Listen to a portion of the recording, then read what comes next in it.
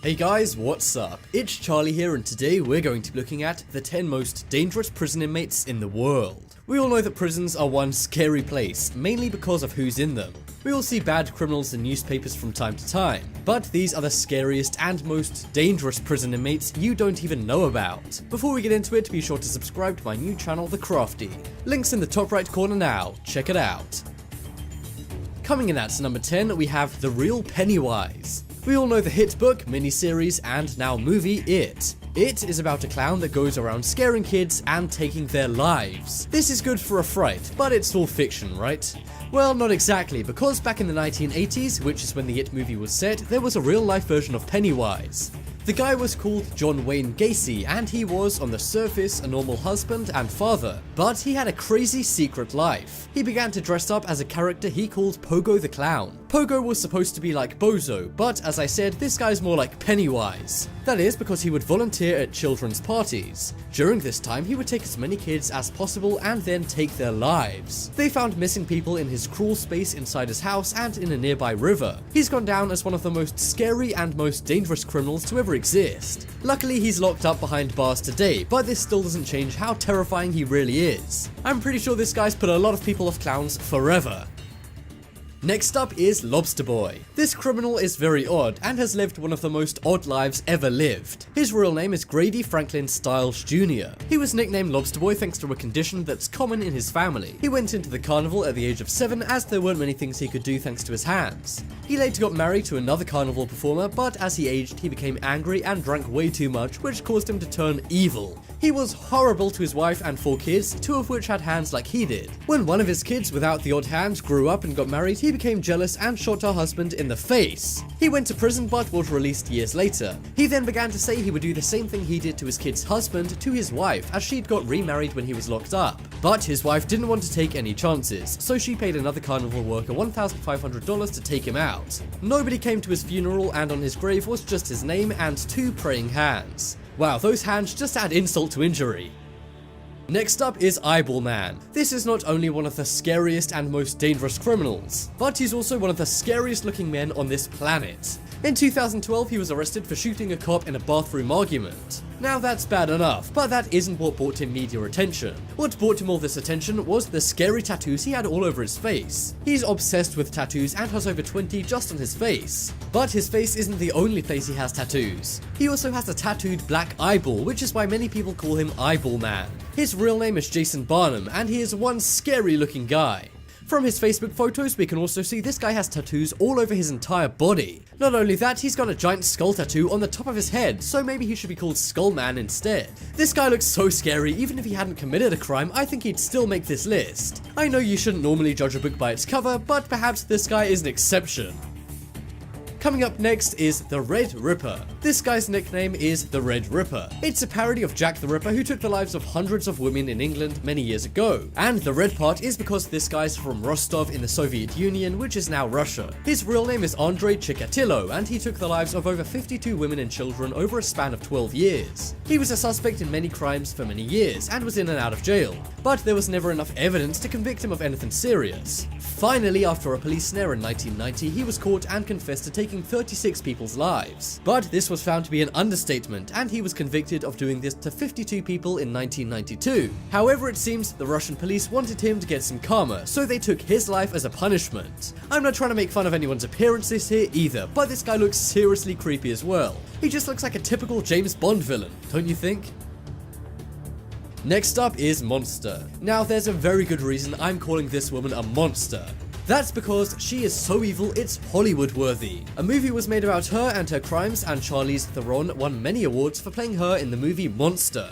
Her real name is Aileen Wuornos, and she's one of the only women on this list. But don't worry ladies, this is a good thing, as she is awful. She took the lives of 7 men between the years 1989 and 1990. She unfortunately did have a pretty rough childhood, but that still didn't stop people from being seriously angry when her crimes came to light in 1991.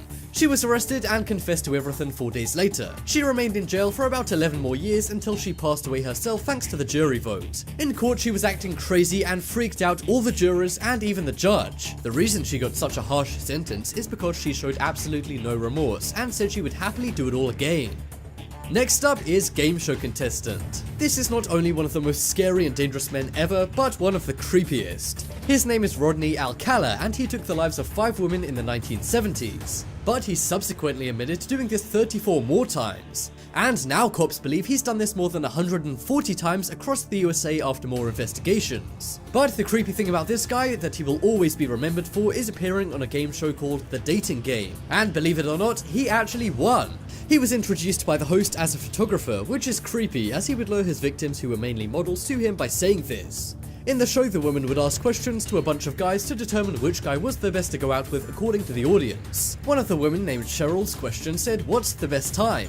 He replied, "Nighttime, because night is the only time there is, and night is when things really get good." There were a lot more creepy answers to questions I won't even get into, but in the end, she said he was too creepy to go out with despite him winning. Talk about good judgment. Well done, Cheryl, you quite literally dodged a bullet. Next up is Underwear Strangler. Yeah, as you can tell by this guy's name, he is seriously strange. This guy's real name is Johann Unkundwagen, but he went as Jack. He's Austrian, and ever since his youth, he was in and out of jail for petty theft and things like that. But in 1974, he changed for the worse. He strangled a woman with her own bra until she passed. He then did this to around 40 more women and then moved to LA where he did it some more. He got caught but was somehow freed from prison, but then later went on to do it 4 more times. Finally, the LAPD stopped him and he was given a life sentence. But the creepy thing about this guy is he was writing for magazines during all this and people didn't even know it was him writing. Imagine your favorite columnist doing something like this. I don't know about you, but that would really freak me out. And even after he went to jail, he was still writing in his cell. He was in prison for around 4 years, but then chose to take his own life by a similar method he used on other people. I guess that's karma for you.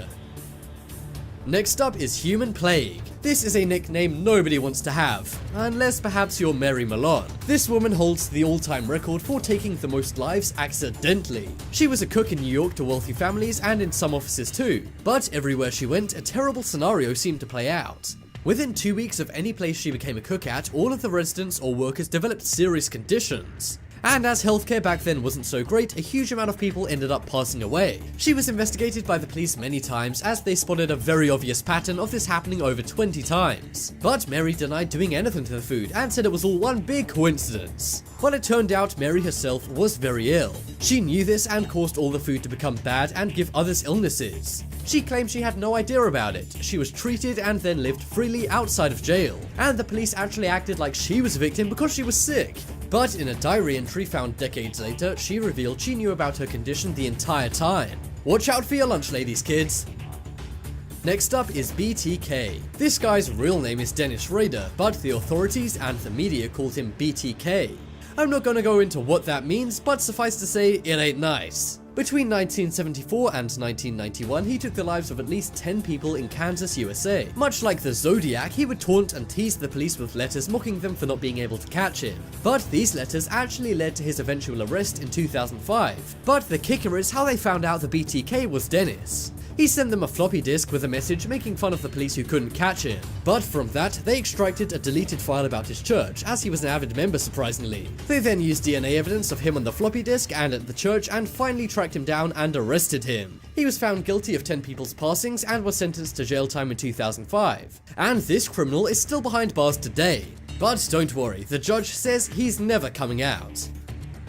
Next up is Hands On.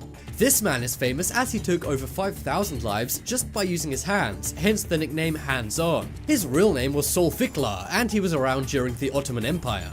He took an average of 4 lives per day for 5 years. But how did he do it with his bare hands? Well, it was all by strangling. Believe it or not, he did this to every person, and it worked every time. He was either very strong or very skilled, but he's definitely a madman. This one is pretty historic, going all the way back to the Ottoman Empire, but there were terrible people back then too, I guess. He had no motive, or at least no known motive, and historians say he would make an amazing athlete today. But to top it all off, he actually worked for the ruler of the Ottoman Empire at the time and was their royal gardener. But he never went after the ruler or anyone of much importance. Maybe that's one tangle he knew he wouldn't have won.